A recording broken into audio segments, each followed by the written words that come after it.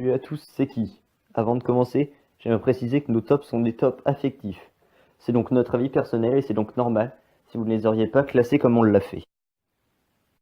Ah oui, et aussi, quand je dis créature, je ne parle pas de Zoan, ni même de Zoan éveillé, ou encore de Kaido, même si son surnom c'est la créature la plus puissante du monde. Sur ce, c'est parti. Alors à la 15e place, on trouve les rois des mers, créatures qu'on aperçoit dans l'arc de l'île des hommes poissons. À la 14e place, on trouve Kalou, l'animal de compagnie de la princesse Vivi.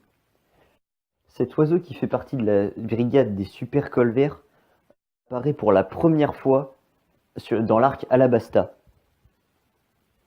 À la 13e place, on a les dragons de Punkazar. Donc le premier, l'immense dragon à la peau extrêmement dure, c'est le gardien de l'île, et Zoro lui tranchera la tête.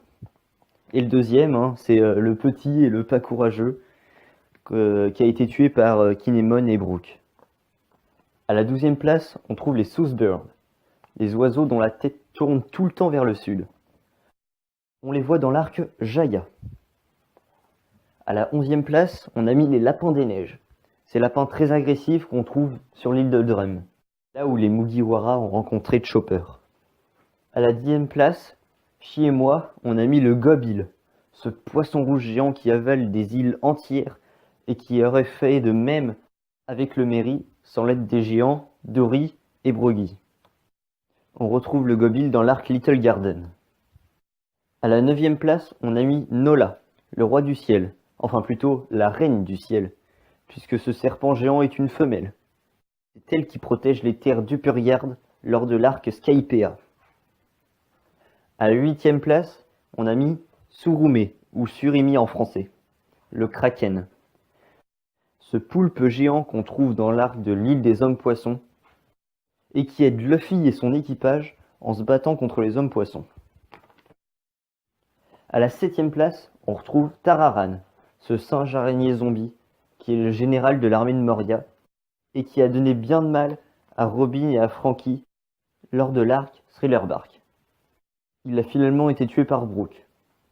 À la 6e place, on a mis le Basilic, le deuxième gardien du niveau 2 à Impel Down. Il ressemble à un gigantesque poulet avec une tête verte et des dents acérées. À la 5e place, on a mis Smiley, le nuage de gaz vivant créé par César lors de l'arc Punkazar. D'ailleurs, je me rappelle d'une scène où les Mugiwara ont leur corps échangé par l'eau et ils se font courser par Smiley et on voit Sanji dans le corps de Nami qui est essoufflé et bizarrement repart à toute allure quand il se touche la poitrine. Enfin bref. À la 4e place, on a mis Laboon, la baleine qui est attachée à Brook et son ancien équipage, dont l'histoire nous a tous émus. On la trouve dans l'arc qui porte son nom, l'arc Laboon. À la 3e place, on a mis les crocobananes, ces crocodiles de l'arc Alabasta. D'ailleurs, là aussi, je me rappelle d'une scène avec Luffy et les crocobananes. On vous la mettra au montage. Dans quel ordre on a les classés? Et on s'est finalement dit que cet ordre était pour nous, bien sûr, le meilleur. Donc du coup, à la 2e place, on a mis les Kung Fu du Gong, ces marmottes qui font du Kung Fu avec Luffy, dans l'arc Alabasta.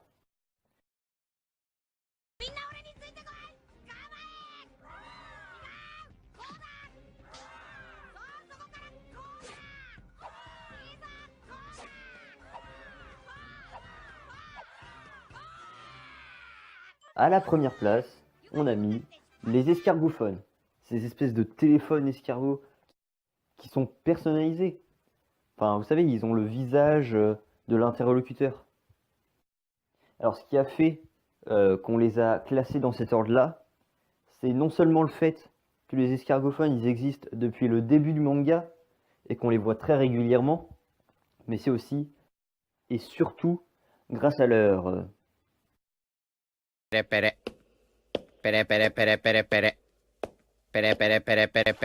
Alors on sait très bien qu'on a oublié beaucoup de créatures, comme par exemple le Sphinx à Impel Down, ou même toutes les créatures d'Impel Down ou celles de Thriller Bark. Mais il faut nous comprendre, parce que si on les avait toutes mises, ça aurait été vraiment beaucoup trop long. Sur ce, je vous dis à dans 2 semaines. C'était qui? Soguni.